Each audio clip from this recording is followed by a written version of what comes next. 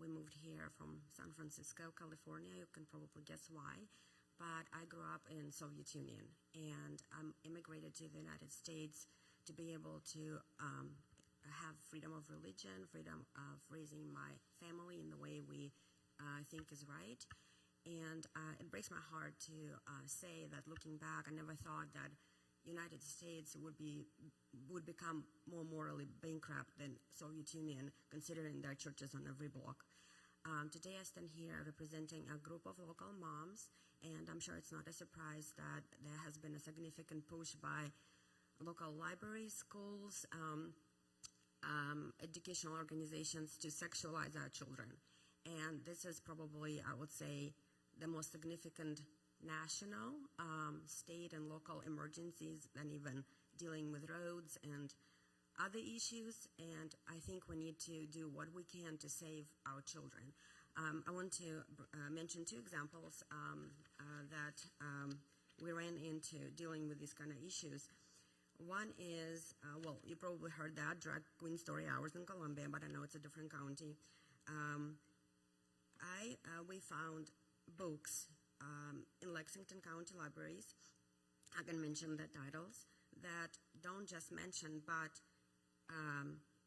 encourage children to practice and enjoy things like pedophilia, gender transition, and other abominable behavior. In another library, we found a large LGBTQ/BLM banner,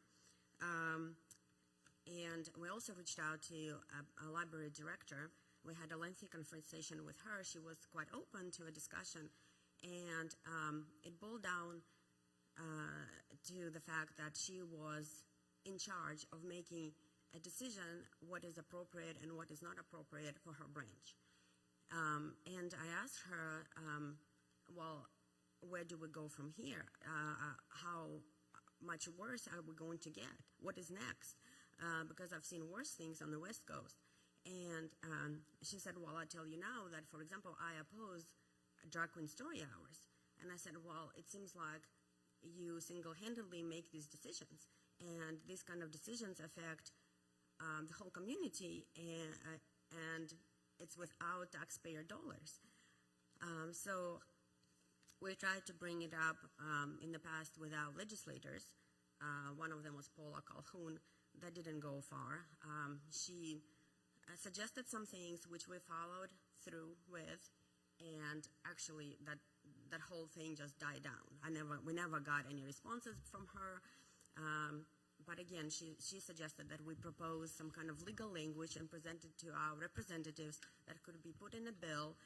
And we asked her if there is an opportunity to come up with some sort of bill that prohibits inappropriate sexual displays and events at local libraries, for example. And she said, sure, well, you have to propose a language. And we sent her some language, and it just died there. Nothing ever happened. So I came here tonight to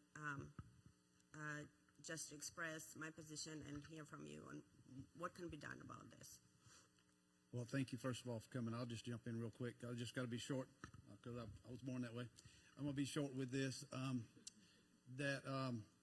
When we start talking about most of these issues that we're talking about, especially when we start talking about CRT, books in schools, number one, with all due respect to Paula, I don't know what the situation, or Ms. Calhoun, I don't know what the situation was. I don't know whether she didn't get it.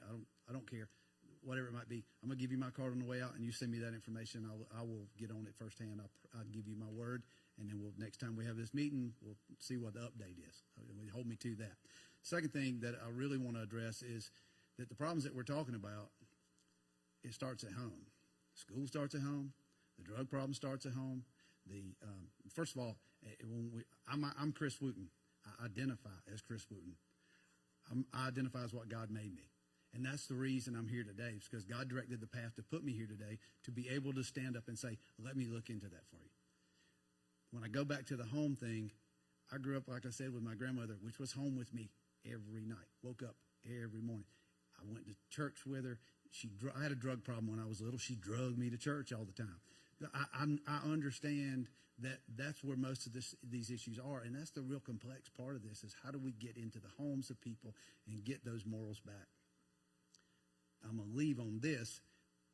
this is a good segue for me to say, I'll let you know that I needed to leave about 7:30 earlier, but this is a good segue for me. I have 2 teenage daughters at home tonight that need daddy, and daddy's supposed to be at home. So I'm going to have to leave you guys. I appreciate y'all letting me be part of this, letting me serve. Hopefully, this is an election year. Hopefully I get to continue to do that.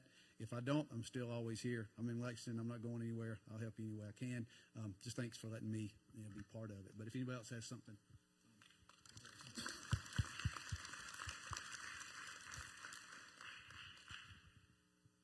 If Chris takes it, I'll co-sponsor it, right? I mean, that's the way this is supposed to work. You guys come to us with concerns, and we file legislation on your behalf. I mean, we represent y'all